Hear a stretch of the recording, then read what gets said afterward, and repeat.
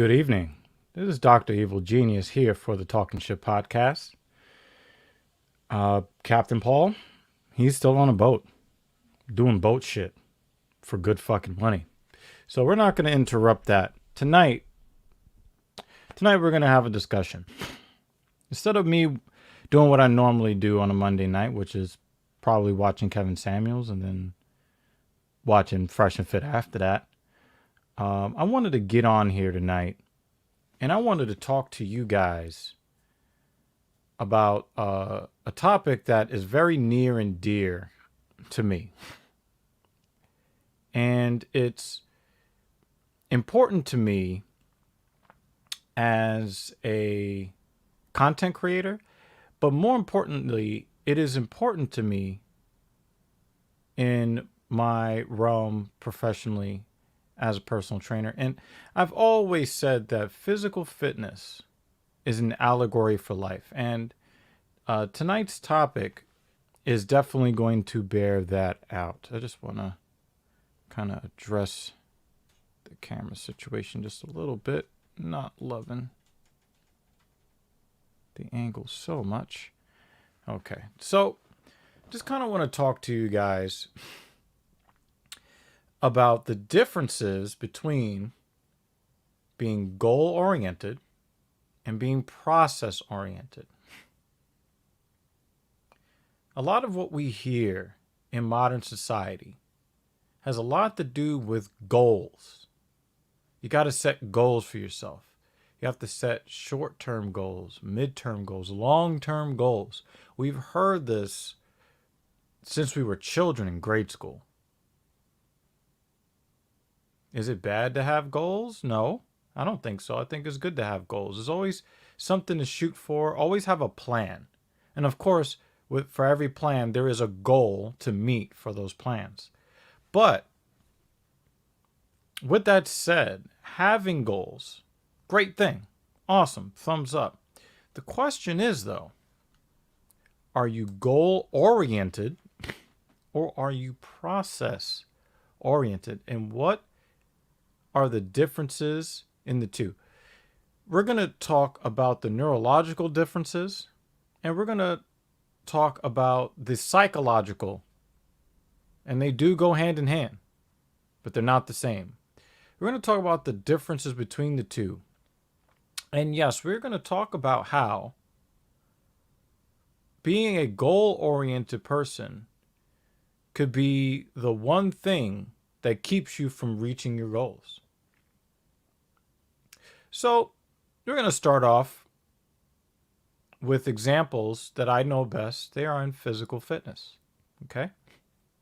You can take any movement that you want, but for the purposes of tonight's example, we're going to talk about some of the more difficult movements that people struggle with.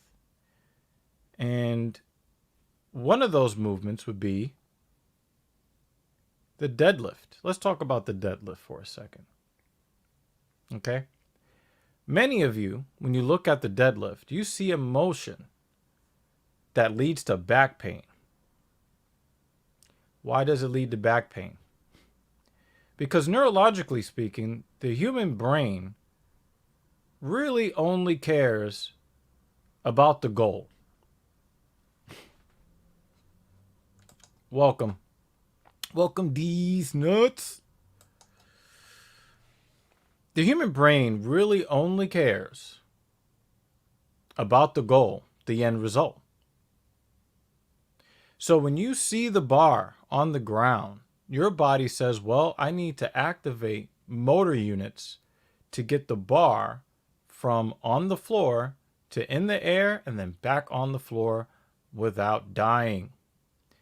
That's how your brain processes the motion. Another way that your brain processes emotion is that your eyes will give an account, a depiction of how said motion is supposed to be completed. Your brain will then seek to mimic the motion to reach the goal. No real process in it at all. And what you end up having is people who go in, they see the big, strong guys in the gym, they see them picking up the heavy bars. They see the bar go up and the bar goes down. They see all of the eyes of admiration around the gym from both men and women following the guy that made the big lift. And then they say, you know, I want to make that big lift too. We all want to make that big lift, right? But when they step to the bar, they're yanking on the bar. Why would they yank on the bar? They're yanking on the bar because their brain is telling them to get the bar in the air. Your momentum must go up. You must take as many of the motor units that you can recruit in your body and try to go away from the ground to reach the goal of standing up with the bar, just as the big strong guy over there did. But what does that lead to? It leads to pain. It doesn't lead to success. It leads to pain. It doesn't lead to feelings of having accomplished something. It leads to pain, injury. That's what being goal-oriented will do for you when you try to accomplish a deadlift via simply trying to reach your goal. Now, what would be the opposite of that? Well, that would be if I saw the guy make the big, strong lift and I watched everything that he did in the lead up to applying pressure anywhere he needed it to get that bar off the ground. I want to know everything in that process. Where were his feet? Where was his weight on his feet?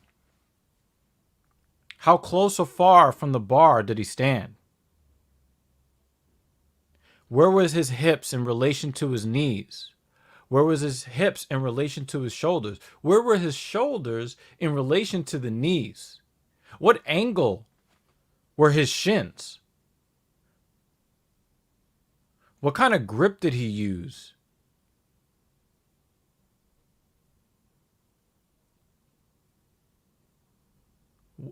Were there any details that I could find that I could take and use to make myself one step closer to that lifter's level of success?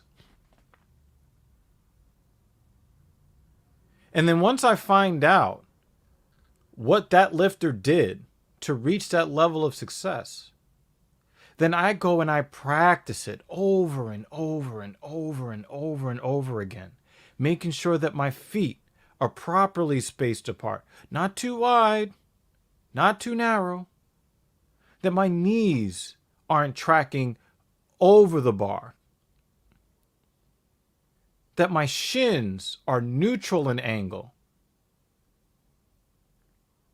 that my weight has the proper 60-40 rear bias split as far as where I choose to put my weight. Can I dig my toes in the ground? See, this is all about the process. And once you have all those things in place and you know how to apply your force, the bar flies up. No pain, no injury,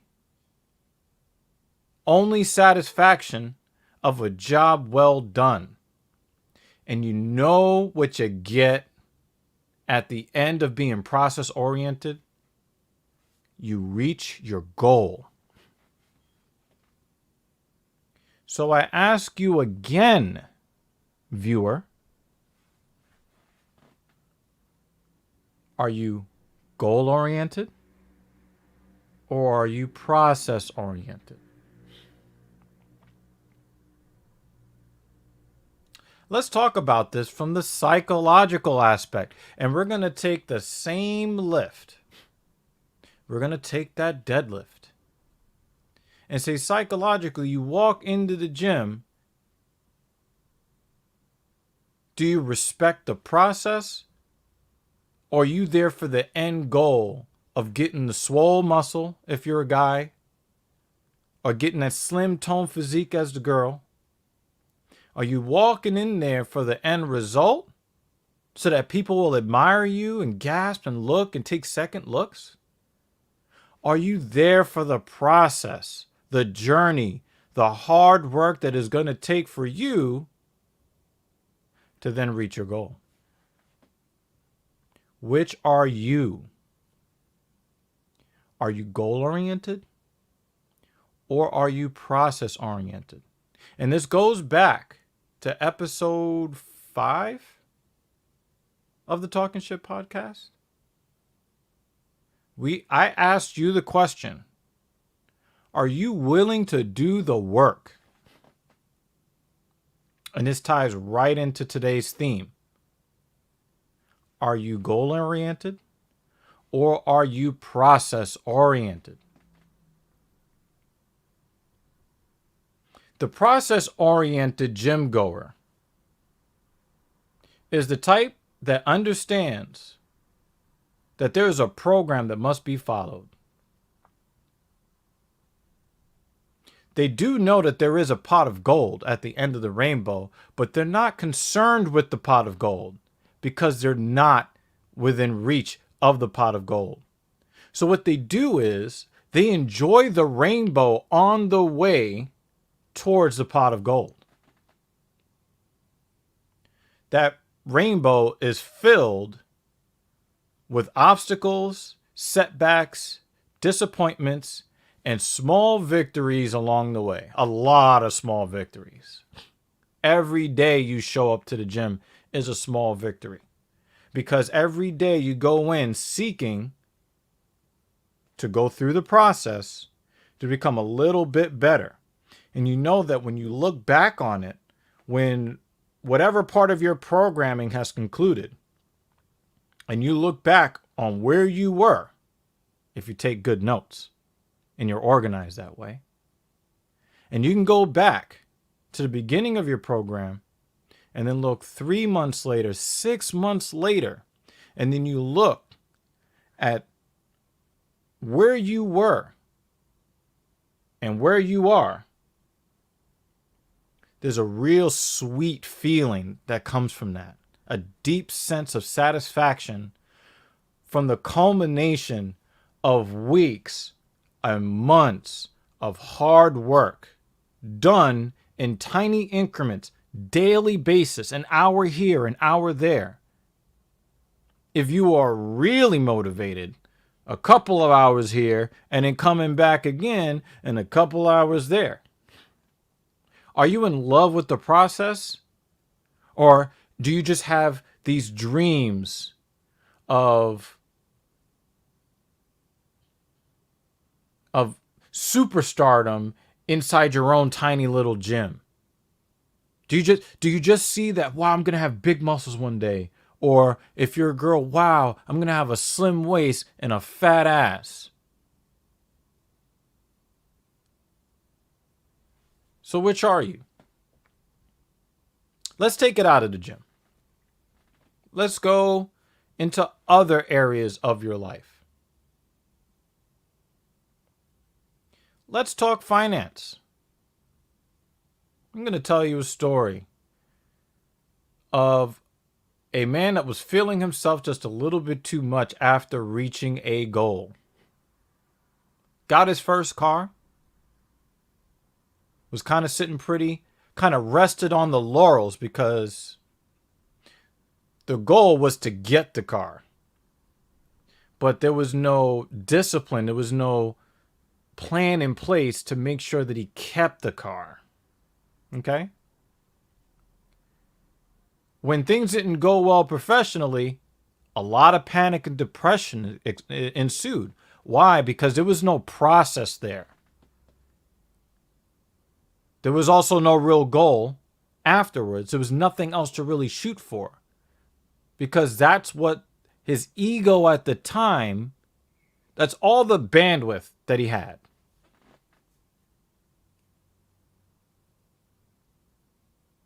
Started living off the credit card, creative accounting.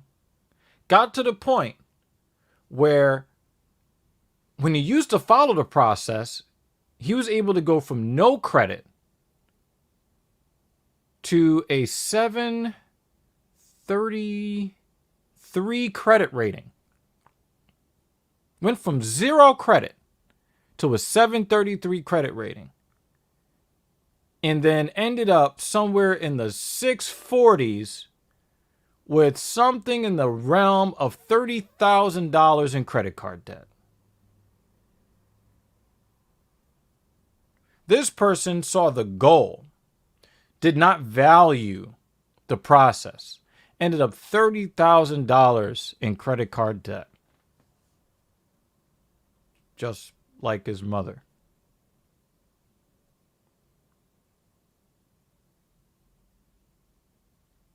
Gone were the process. Gone were all of the things that made this man successful. The only thing the goal was to stunt in a luxury vehicle wherever he went.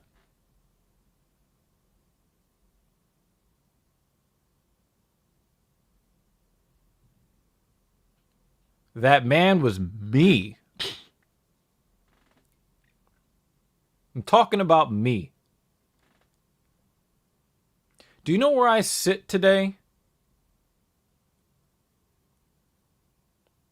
I currently, unofficially sit at a 752 Vantage score with an 801 FICO score. That's where I sit at today. Would you like to know how I did it? And we're going to be talking finance and different things that you can do to improve your financial standing. And we're going to be getting in, various experts on it. But I'm going to tell you what I did. I stopped being goal oriented and I returned to being process oriented. What process? The goal was to wipe out my debt. But when you're staring down the barrel of 30 grand plus personal loans, it's very, very difficult. Very, very difficult to try to climb out from that all at once just to reach your goal. But what did I do? I had to become disciplined. I had to love the fact that I did not spend the money on the things that I wanted to spend money on. And I had to fall in love with the process. Because the rejuvenation of my credit rating wasn't going to happen at once. And it's very easy to get discouraged. It's very easy to get sidetracked. But every single month, I said, this money that I make, the hard-earned money that I made today, is going to go to pay back the money I spent yesterday before I did the work. I got the reward for work that I had not done yet. That is what credit lines afford you if you are not careful.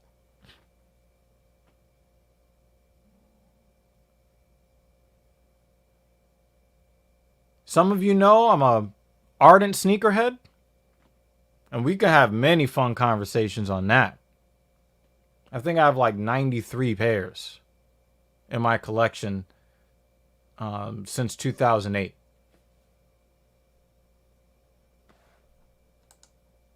Shout out to Jimmy Dean. I had to love my ability to see a fire colorway and then not buy it, but instead take that money and continue to reduce the balances on all of my credit lines. That's what I did.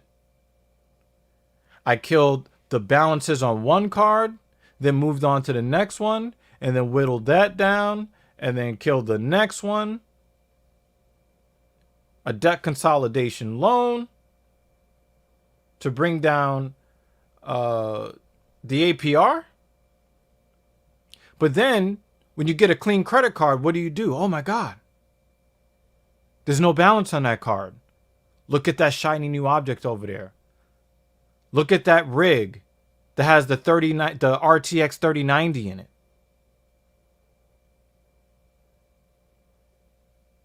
Wow, look at this shiny thing. All these little goals, right? All these tiny goals that set you off course from the goals that you really want to hit. Financial independence. What do? Do you fall in love with the goal that's far away? Or do you start to love and respect the process? Do you guys remember when Joel Embiid of the Philadelphia 76ers had all of those lower body injuries? And then they worked to get him back to health. And everybody was so disappointed because they heard about this Joel Embiid guy.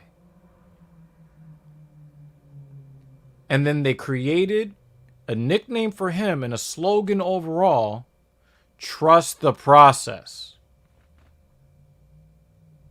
Everybody who knows who Greg Oden was, with all of the problems that he had with his hip, the length of his legs was all messed up. They did the microfracture surgeries on him. He never really got to get on the court and stay on the court. Why? Because they kept rushing him to get him on the court, because getting him on the court was the goal. But they didn't respect the process. Embiid didn't want to be the next Greg Oden. So they held him out of games. They had him do extra rehab, extra work. Today, Joel Embiid is not a cautionary tale. He's an all-star caliber player and has been for several years. Why? Because they trusted the process.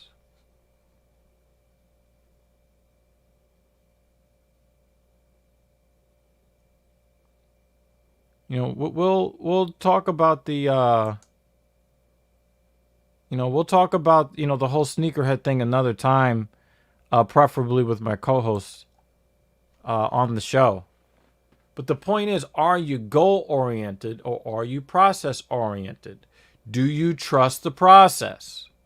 Do you respect the process? Can you grow to love the process?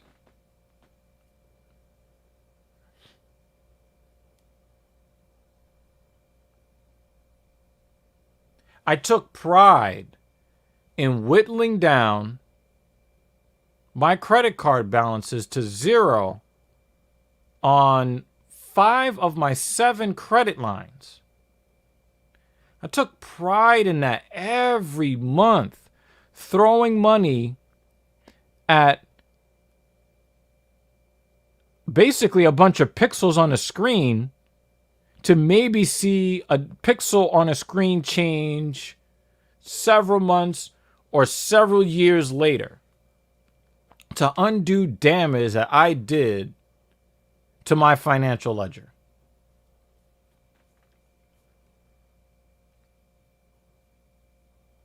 Now today, I sit here with 0 credit card debt that has interest attached to it. That $30,000 in credit card debt that I was in is now down to about $3,300, with the end very much in sight. And what did it take? It took discipline. It took a love of the process rather than focusing on goals. You see, goals can change at any time, really. But if you respect the process, you cannot be defeated.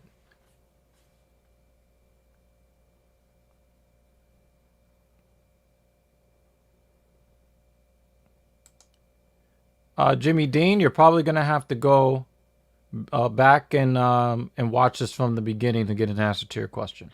But your answer your question was answered previously. Falling in love with the process has allowed me to enjoy an excellent credit rating for the first time in my life. With the next step having a net worth. Right? Now the goal is there. Again, and I go back to the very beginning. There's nothing wrong with having goals. But are you goal oriented? Is that the way your brain works? Are those the horse blinders that you have on? Where it's just the goal and you don't see anything else? Let's take it away from finance. Let's go to media. Dr. Evil Genius. If you look at my channel, which is on YouTube, is just doctor spelled out, evil spelled out, genius spelled out, all one word, like, because I couldn't get what I wanted. You'll see I've been on YouTube for over 8 years. And without help from larger YouTubers, I probably would still be around 400 subscribers. I have about twice that at like 830 something, okay?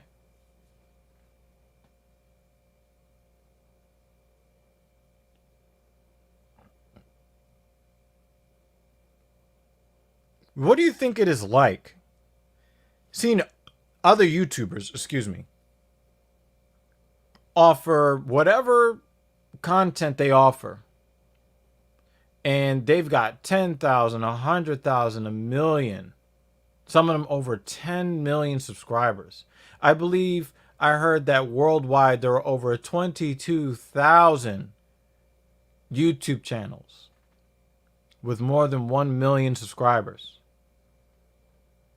I should tell you how many fucking channels are out there. Probably in the tens of millions, right?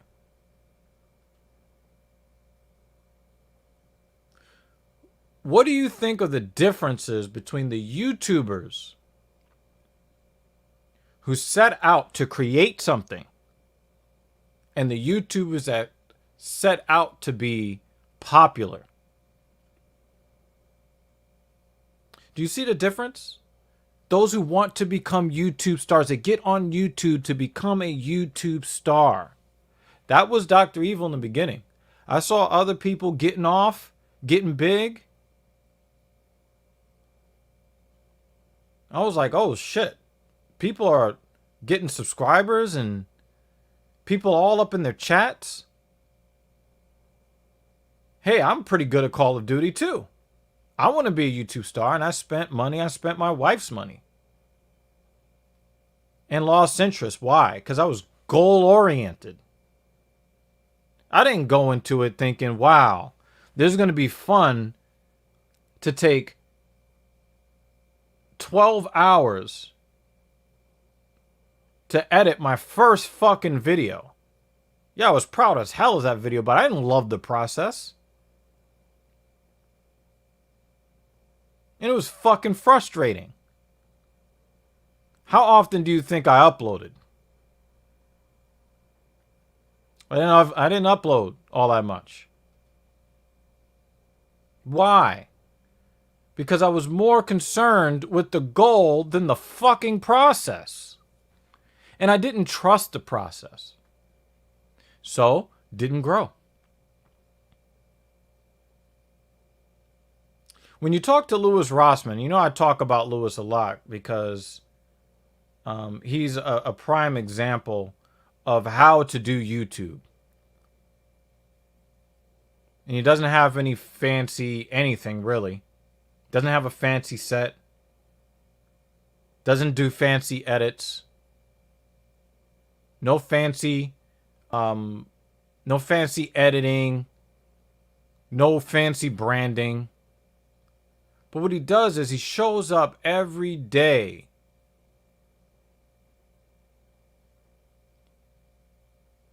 He works his channel like it's a continuing process, and his channel is about process. Sure, the title is always going to tell you, hey, let's go fix a MacBook, right? But that's not really the point. The point is to show you how to go through the steps, how to go through the proper process to make sure that if you are going to fix your device or someone else's, that you do so and do so safely and effectively. That is really what his channel is about. And then he runs his channel the same way that he does his repairs. Why do you think someone such as him, who speaks the way he does, and he'll tell you that looks the way he does, that talks the way he does, that emotes the way he does, that edits the way he does or doesn't? How does a man like that get to 1.6 million subscribers? He'll tell you, I don't know, but I know. I'll fucking tell you. Louis Rossman respects the fucking process. After Louis Rossman tore his quadriceps and started working with me on the rehab, he never complained about the fucking process. So then he can actually show you how strong he's gotten. He's not going to show you the fucking process, but I know that he respected the process. We were in it for over 2 years. He respected the process, and he did what the doctors say couldn't be done. They told him with his quad, if you're not getting the surgery, you'll never be able to lift again. He was stronger than he ever was working with me. Why? Because we honored the motherfucking process. We didn't set out for him to deadlift 400 pounds. We didn't set out for that. But we ended up that way because he followed the fucking process. He respected it. He fell in love with it. We had political debates and disagreements and shouting matches in the gym over the process. There is a reason why Dr. Evil's channel has 800 subscribers, and Lewis, in about the same amount of time, maybe a little bit less, has 1.6 million. One was goal-oriented, the other was process-oriented.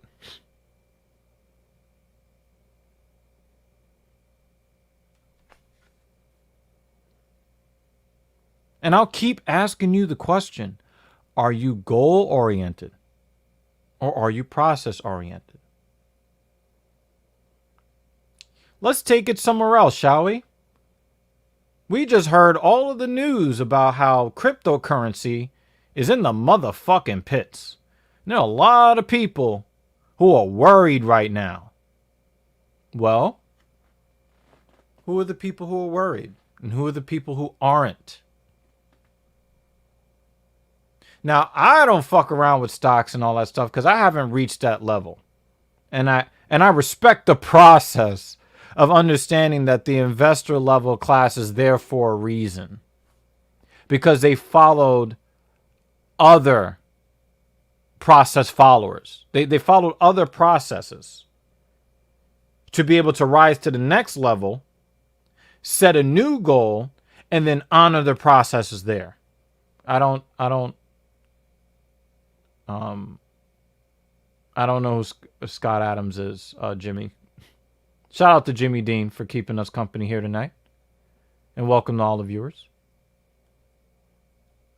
Let's talk about Bitcoin. Okay? I have a partner. The other partner, the one you haven't seen.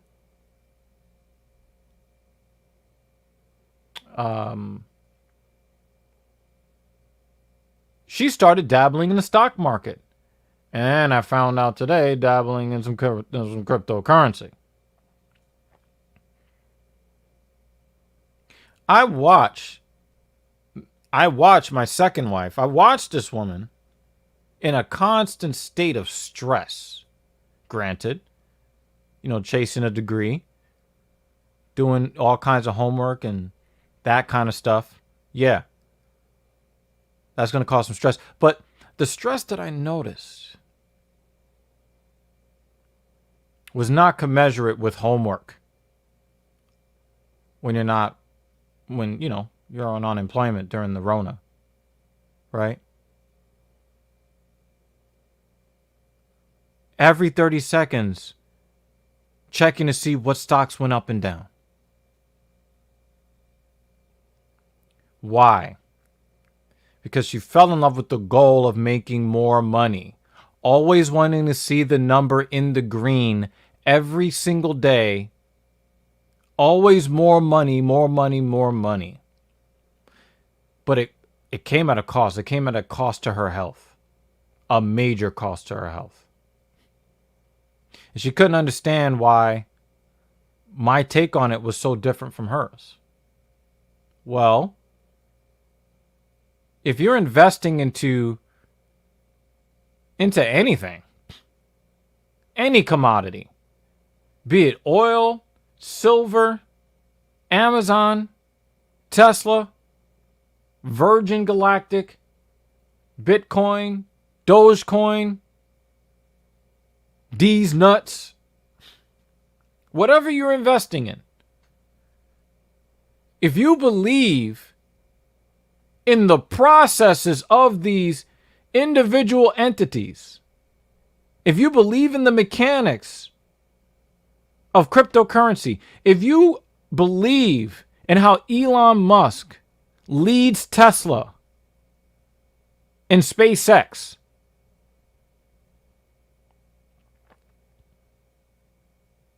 if the stock goes down today, you are not worried today because you respect the process.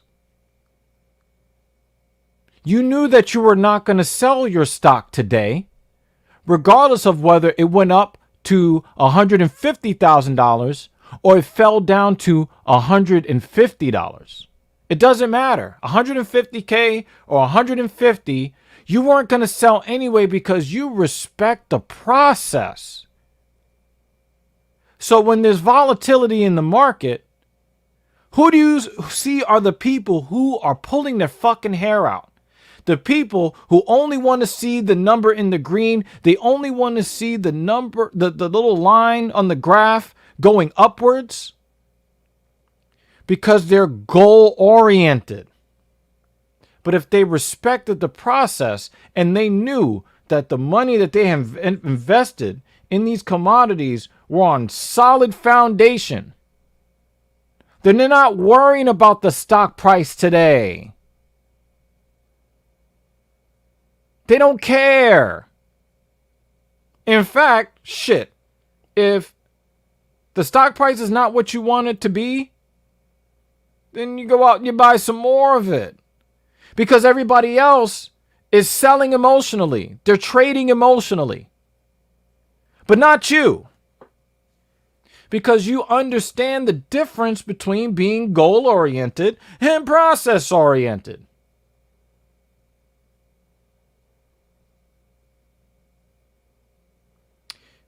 It would be like if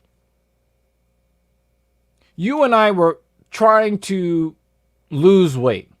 You want to follow the latest fad diet. Me, I'm going to follow the laws of thermodynamics. And then an article comes out that says so-and-so fad diet causes this or that health problem. Who do you think is going to be in trouble? The person that just wanted to see the number go down on the scale? Or the person that understands the law of thermodynamics and says, there's a fucking process to this, and I'm not going to get the weight off in a healthy fashion following a fad diet.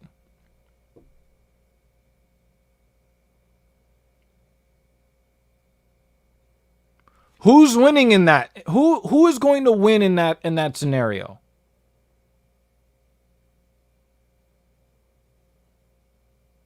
There is a reason why clients who work with me see success.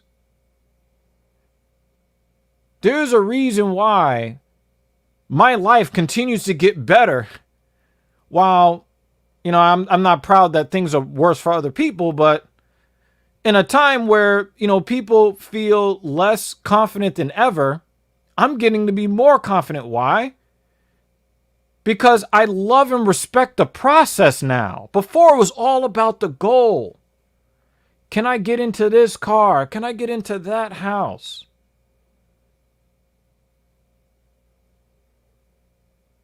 But when I committed to honoring the process and to doing the work, yes, we're stitching that back together, folks. Honoring the process and committing to getting the work done. I've never been so confident in my life because you can't lose if you follow all the steps. You can't lose. If you show up to work every day and you turn your job into a science and you work to get better a little bit every day, and then you get into the gym and you respect the process, your body processes, you get the proper sleep, you eat the proper food, you lift the proper way, you get your cardio done properly. For all you, BJJ, judo, MMA guys, you practice each and every technique, respecting the process. You can't lose. It's impossible to lose. You're going to only get better.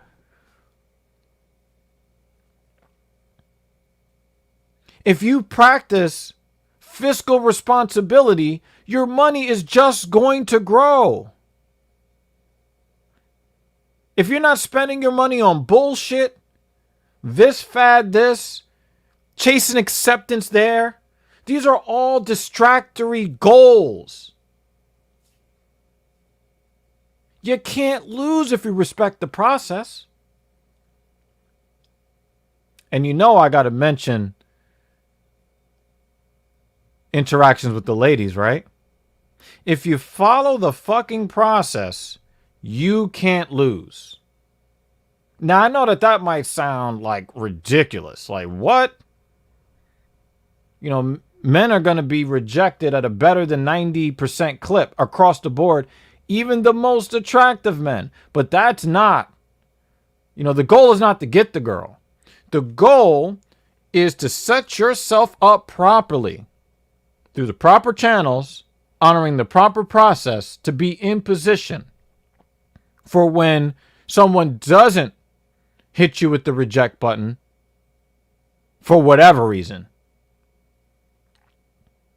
that you're in position to receive that person into your life if you follow the proper steps. If you're just trying to, I just want to get the hottest girl, and you're just running out there with your goals, now you're simping. Now you're sliding in the DMs begging. That's goal-oriented shit. That's beta male shit. Are you going to follow the fucking proper process? Are you going to get your money up? Are you going to get into shape? Are you going to be sociable and personable? Yes, I'm talking to you, men. Walking around with a fucking mean mug doesn't make you more masculine. It just makes you look like a fucking douche. Are you going to follow the proper protocol? Are you going to honor the process and put yourself in position to win? Because even if some of these women are still rejecting you after you've done all these things, you're still winning. Because a woman that will reject you after doing all the things that you can do to become a better person, and she still don't want you, she don't deserve you. So by her rejecting you, She's saving you from having to deal with her. You still won because you stuck to the process. So you win if you get the girl, and you win if you don't get the girl. It doesn't matter how you slice it. If you fall in love with getting the work done on a daily basis, I'm talking professional, I'm talking about spiritual, I'm talking about psychological, emotional, obviously physical. You gotta get that. You know what I mean. Gotta get it. You know what I mean. You get all that shit together, you won the game, regardless of the outcome, because you are now the best version of yourself. The greatest thing, and it just hit me talking to you guys right now, the greatest thing about my life right now is that I realize that I'm not even at my best yet. Do you know why I'm not worried about that?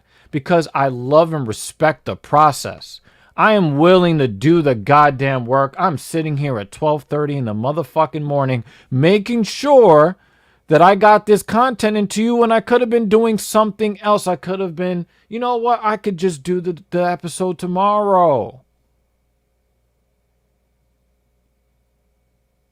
But I love the process too fucking much.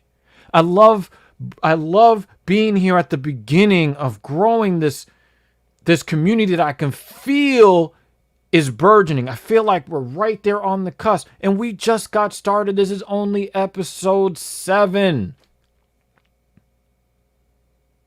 Talk to anybody who has ever been successful at anything. And better than 99% of them will tell you they had no idea that they were going to end up where they ended up. You ask Michael Jordan, LeBron James, Joe Rogan, just to name a few. Anytime you see these guys at the pinnacle of their career, and then you ask them about who they thought they would be when they first started out, they would say, yo, if you told me it was going to be like this, I'd say you were a fucking liar. But you know what the unifying thread with all of them is that they went through the fucking process and they work like dogs. JRE has almost 1,600 episodes with him sitting there talking to people from an hour and a half to 4 hours at a time. Just sitting there talking to people. He didn't even start the Joe Rogan Experience to get big. You're just like, I'm just going to talk to these people and have fun and just enjoying getting the perspective of other interesting people. That's all he was there for. And it just so happened, because he was consistent in showing up to the studio every day to talk to all manner of people. Some talking, some intelligent stuff. Other people just talking some fucking bullshit. I'm not going to mention no names, but some of those people just talking bullshit. But he showed up multiple times a week. He enjoyed the process. You look at any professional athlete, any one of them, they're practicing minute portions of their craft constantly over and over and over and over again. And a lot of them will tell you they're not the most talented. They just worked hard. Long hours, long days, long weeks, long months, long years. A constant series of processes. A constant series of goals, but the process is always the same. And you'll see whenever somebody has been successful and then loses success, and you start, sifting through the rubble of what was a successful monolith, you'll see that they lost sight of the process. Their work ethic started to suffer. They thought that they had it made already. So there was nothing else that they actually had to do because they're already at the top. That's why you get the one-hit wonder in music. The bad sequel in the film industry. The rookie of the year that's out of the sport 3 years later. The YouTuber that has a dusty channel with 800 subscribers after 8 years.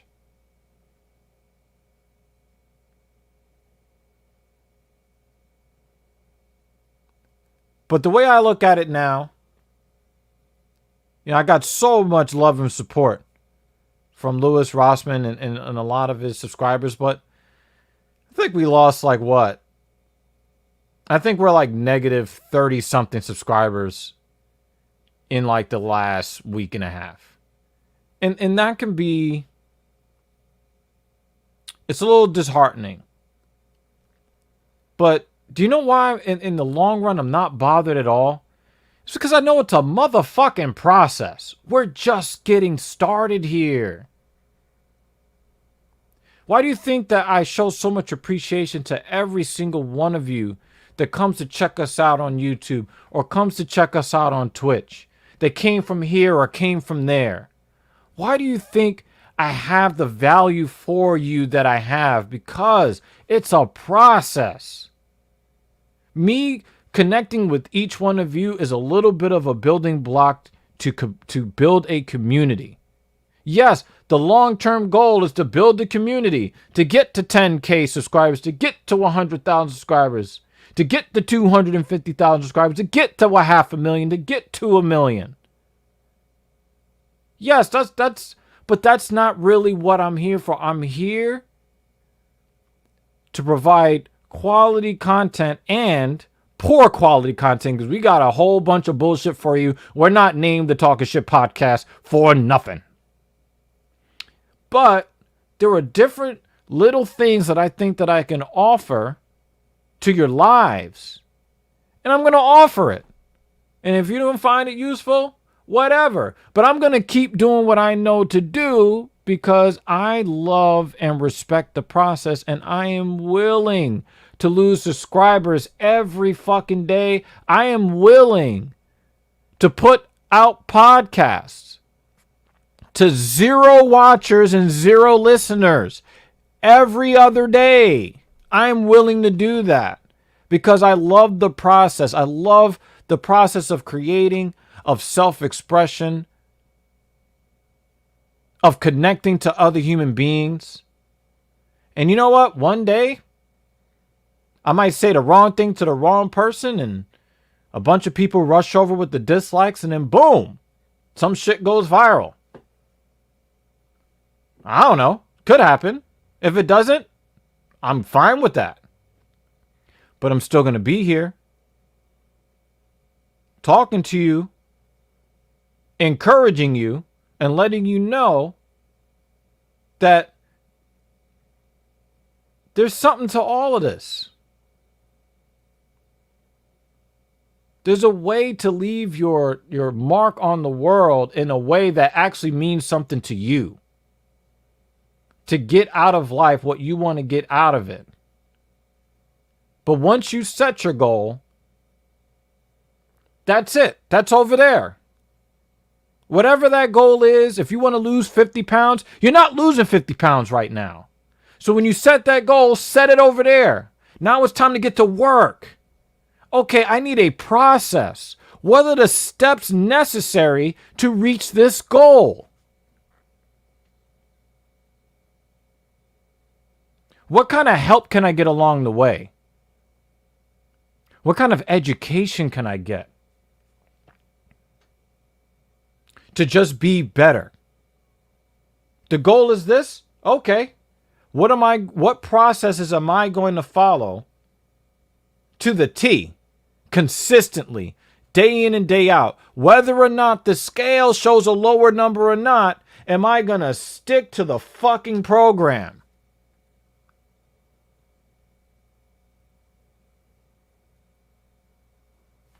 This is a pretty good question. Let's go with this, Jimmy Dean. Can you explain a general process to accomplish a goal? That is a fucking great question. And I think that adds even more value to this meeting that I've called here with you guys tonight. Once you have established the goal, the very first thing you have to do is commit to doing whatever the fucking work is. So I'll give you an example. I'm going to use myself as an example because, who better? I wanted to create a community that supports men, including women that love and respect men. So what did I have to do? I had to first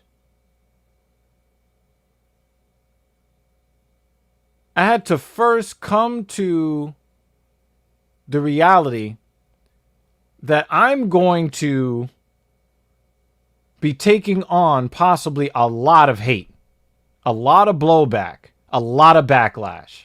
I had to be willing to take on whatever the process requires in today's modern society. And then I had to go and get information.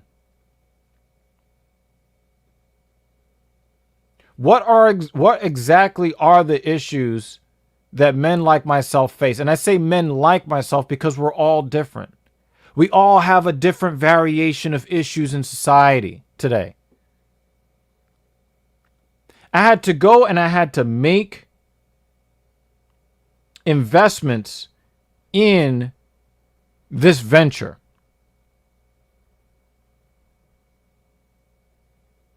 I had to think about marketing. I had to think about equipment.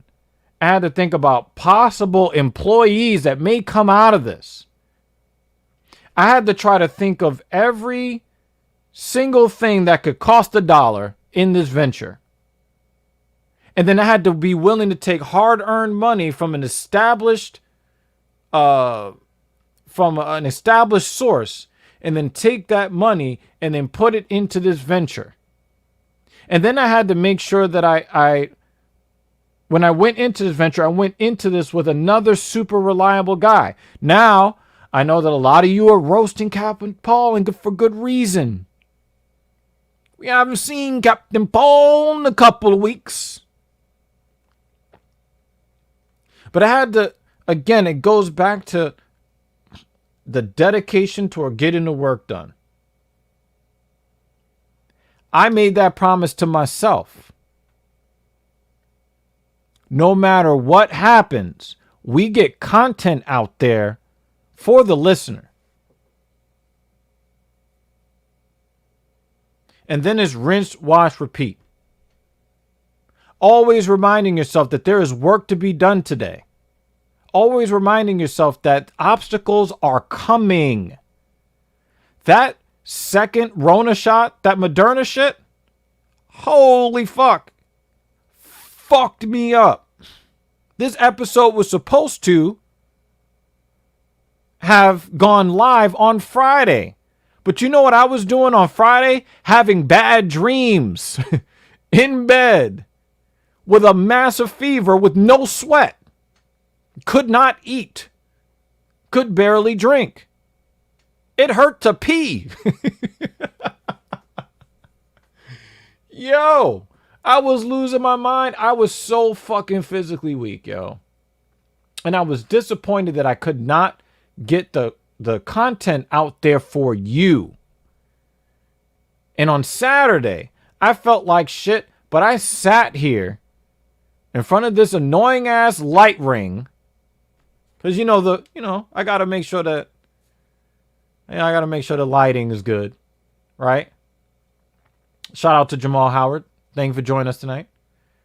I came over here and I sat here for 7 hours to try to entertain you guys, to make it even more fun to consume mixed martial arts content. I was weak. But I promised myself that I'm here to get the motherfucking job done. I told you guys we were going to have this discussion, and then, the whole, thing with Israel and Palestine came up, and I knew I was going to upset somebody. But I had to be willing to take that on. One dislike on a video, shit, I'm going to be getting 200 and 300, sometimes into the thousands. And I got to be psychologically prepared for all of the ups and downs. That's part of it. That's part of the process. You have to love all of the setbacks with it, because the setbacks are part of the process. I've had crazy injuries. I've had a crazy number of injuries. But here I am at damn near 38 years old, still trying to lift heavy and to look good. Why? Having setbacks are part of the process. You're not always going to get it your way. This ain't fucking Burger King, and that shit's nasty anyway.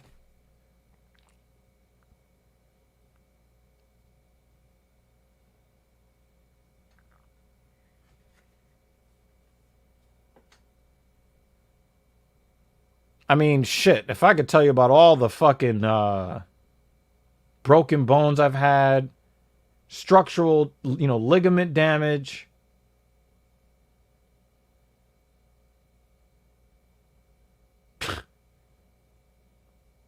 I fucked my back up driving for 2 years, crazy pain. I had spine problems from a workplace injury and getting hit by a bus. Years of pain due to a cervical spine injury. Why do you think I'm still at this motherfucker? This motherfucker called life.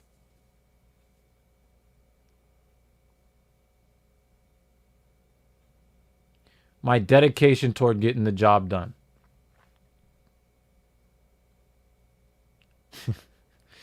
Yo, pause, Dean. Pause. Any plans to nurture the community? Again, it's a process, right?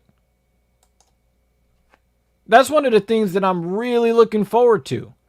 We've got a skeleton in place, and we're slowly fleshing it out. Of course, we didn't launch the Talking Shit podcast quite the way that we wanted to.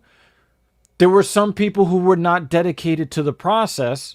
So there were some things outside our control. But what are we doing? Are we just, hey, we had some setbacks, we're not going to bring the content? No, we're still bringing it to you.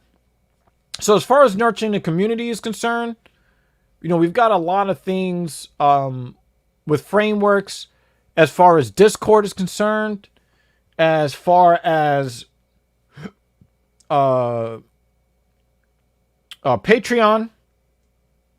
Professional services on my end as far as life coaching and personal training. We're going to do everything that we can to populate the community, one man and one man-loving / man-respecting woman at a time.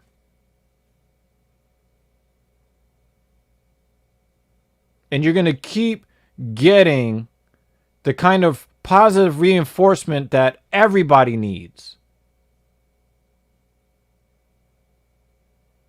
Everybody needs a positive ear a positive voice in their ear. But they also need a positive ear too. You guys need to listen with positivity in mind to understand that even the criticisms that you may hear from the Talking Shit podcast are for your benefit. And you'll know if it's not. The tone will be very, very different. Everything that we are going to be doing here is for the community.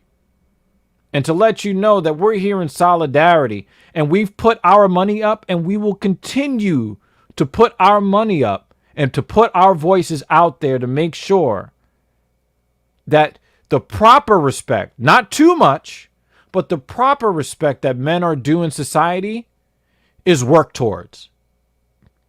And how do we get the proper respect that's due to us? We show the work. Thank you, Kevin Samuels. Show your work. And what you're going to get here is an opportunity to meet other people who are getting the work done, that will show you how to get the work done, how to market yourself, how to live more frugally with a little bit more fiscal responsibility. I don't want to use the word frugal because it kind of gives the connotation you should not live life. No, you should absolutely live your life, but live it fiscally responsible, physically responsible. We're going to be talking about a whole lot of stuff. A lot of stuff. Some of the stuff you're not going to like, but I guarantee you it's either for your entertainment or for your benefit, or both.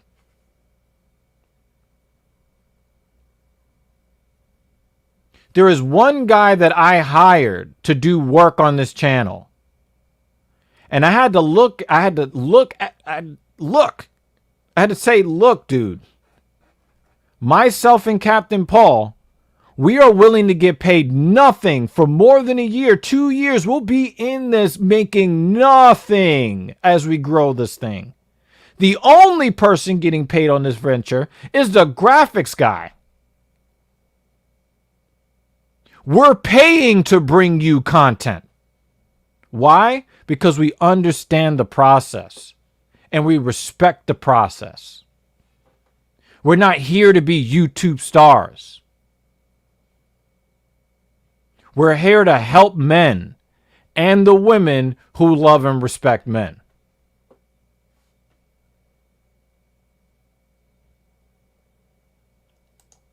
Jimmy Dean understands why so many people love and respect Kevin Samuels, even if you disagree with some of the things that he says. Because I don't agree with everything that he says. You know? I don't agree with everything that he says, but that is a man. If there is any man out there in media today that is dedicated to doing the work and showing the work, that's Kevin motherfucking Samuels. Regardless of whether you agree with his opinions on high value men or feminine, beautiful, inspirational women, regardless of what that man goes to work day in, day out. That dude is on Narcigram talking to delusional women. A lot of men in the manosphere ain't willing to do that. Shout out to O'Shea Duke Jackson. He'll tell you over and over and over and over again. In the black manosphere, very few of them are willing to have these conversations with women. These very difficult conversations where people will be calling to get you canceled. But this dude is on Narcigram on Tuesday, Thursday, and Saturday, and on YouTube on Monday, Wednesday, and Friday, pumping out content when he could be doing something else with his life. He makes plenty of money guiding people on style and image and all that shit. He doesn't need to be, consuming his nights with this bullshit. He could be getting laid and going to sleep. But he is a process-oriented man. He understands in order to get the black community from one place to another is going to take several people to speak the fuck up and then be willing to put their necks out on the chopping block for fear of cancellation. Shit, I got shit to lose, and I'm still putting this message out there. Why? Because I understand it's a process. I hate what I see in the dating world just as much as a single man does. I'm doing something about it. And I know that I'm not gonna make any real difference right now. But it's a process. Yes, there is a goal. There is a pot of gold at the end of the rainbow. But I'm not obsessed with the pot of gold. I'm going to enjoy the motherfucking rainbow on my way. And if you can get the kind of discipline to stick to getting the motherfucking work done every day to become just a little bit closer to the best version of yourself, I guarantee you there'll be nothing that goes on in society that will take you off your joy. Nothing. Hell, even the second Moderna shot couldn't take me off my joy. I was like, yo, 30 hours from now, I'm going to be good. I'm going to be somewhat back to myself. Back to getting gains. Back to talking to my people. There's nothing to take my joy because I'm dedicated to the process. If I had Bitcoin and it lost half its value, I'm not worried about it because I know it's going back up. We saw it in 2017, folks. Remember when everybody went crazy when it broke 12,000? And then it fell back to 6. Oh, Bitcoin is dead. And then what did it do? 60, 70,000? Come on, people.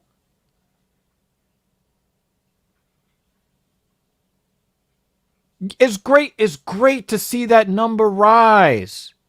But that's not where the value is. The value is seeing yourself rise from the inside. That's where the value is. The money will come. The women will come. Anything that you desire will end up coming as long as you keep working. Make sure that you honor the fundamentals. Never skipping the essentials. Never trying to take a shortcut. But respecting the process. So I leave you with this, family. I'm going to ask you again. Are you goal-oriented or are you process-oriented? And I'd love to see what you guys have to say in the comment section. And make sure you keep the Talking Shit Podcast, episode Lucky 7, in your mind. Because we are going to keep coming back to this. Because this pretty much is the meaning of life. This right here. Because no matter what the subject is, there's a goal and there's a process to hitting that goal. And along the way, you're going to see the hard workers. You're going to see the lazy people. You're going to see the scammers. You're going to see all the people searching for shortcuts. All the people that want something for nothing. You will see the full range of human nature in every single subject that we cover here on the Talking Shit Podcast. And until then, I'm just going to say peace, good night, and I'll see you on the next one.